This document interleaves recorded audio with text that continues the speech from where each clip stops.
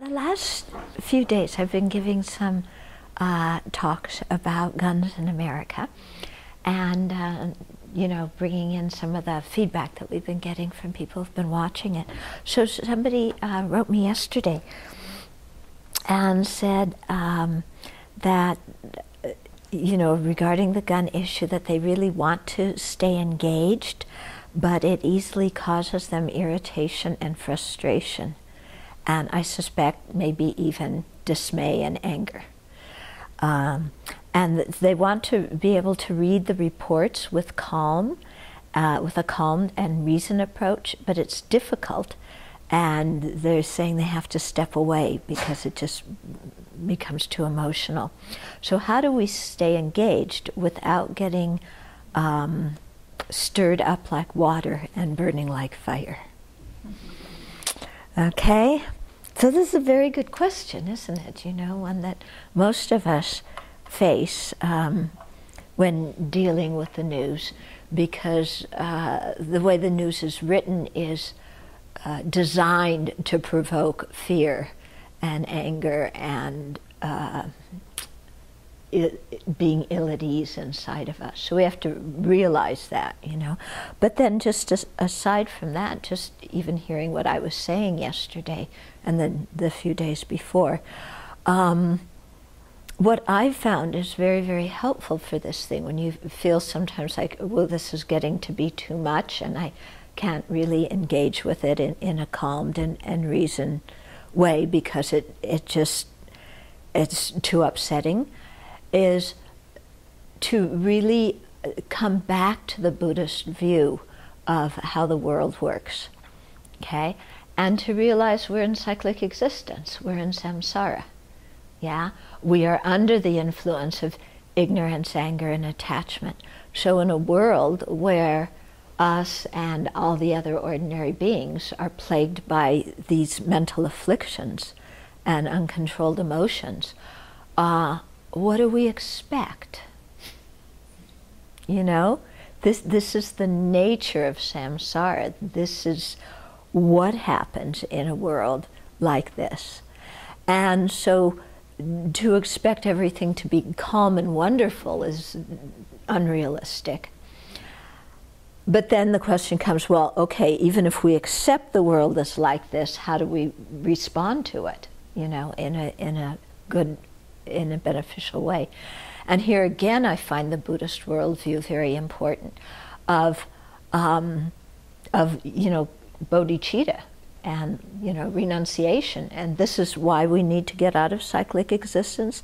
This is why we're developing love and compassion and altruism and bodhicitta for sentient beings, because samsara is never going to be perfect. Samsara is never going to get better, The only way is to eliminate ignorance, anger, and attachment. Because we're not going to have external peace if we don't have internal peace. Impossible. So, and internal peace is something that can't be legislated. It's got to come from each of our own individual efforts. So we make an effort, then we help other people and, encourage and inspire other people to make it an effort at creating internal peace. And in that way, slowly things will change. But knowing that it's going to take a while to change, knowing that afflictions are deeply rooted and they're not going to go away immediately, then this gives us a mind of fortitude so we can keep on going over the long term. Yeah. And the more I practice, the more I see how important fortitude is, because our mind goes up and down on the path all the time. I had a good meditation, I had a bad meditation, I had a good meditation. The Dharma makes sense. Oh, I'm full of doubts. Oh, it makes sense again. Oh, I don't understand anything. Our mind is like so unstable. So we have to have this fortitude that recognizes, yes, this is the result of our own ignorance, anger, and attachment, our own mental instability. Yeah, and we have to have fortitude that's willing to go through that and not just fall apart whenever, you know, things become stressful or upsetting or whatever, you know. We really have to develop internal strength. Yeah, because if you think of what bodhisattvas are like, you know, we always say, oh, bodhisattvas are so kind and full of compassion and altruism and loving, you know, and that's true. But bodhisattvas are not wimps. You know, if you think what somebody has to go through to be a bodhisattva and to put up with everything sentient beings do and how they treat them and every, you know, all of this, I mean, you need to have a lot of internal strength to be a bodhisattva. So we're practicing and developing that internal strength. So these situations that are upsetting to us now, they are the ground on which we practice so that we can become bodhisattvas.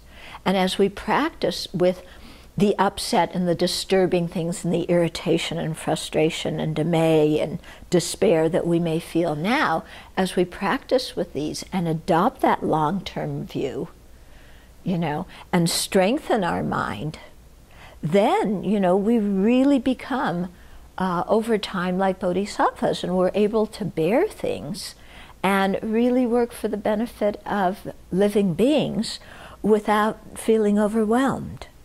Yeah, but this is something we have to cultivate slowly, step by step, you know, but to know that that's the direction we're going in.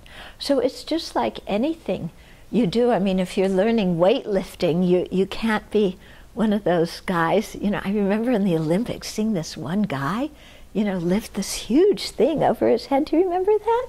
He was some big, enormous man. You know, and kind of, I have my little things like this that, you know, I go like this, you know. But how did he get to lift that, you know, however many pounds it was over his head? He started off where I'm at with his little, you know, pink things that, you know, you move up and down. So you start off like that and you build up your strength, and then gradually, you know, it comes. And, you know, you can do more and more. The nice thing about building up mental strength is that it, you know, it requires the practice, you know, because if we become lax, then like our muscles, you know, it goes away. But when you're lifting a barbell, whatever you do, you always have to traverse the space that you already did. You know, to get it higher or something, you always have to go through what you've already done. But with Dharma, when you're building fortitude, you know, and building your compassion to respond to these things, you don't have to go through what you've already done. You start with where you're at and continue from there. Yeah. So His Holiness always talks about this example with athletes, you know, and says, bodhisattvas have it easier in that regard. Yeah. So we're bodhisattvas in training. So we have to have that determination and yet that acceptance and gentleness with us, you know, for ourselves and our current abilities, but that determination to keep going ahead and keep building on our fortitude and our compassion.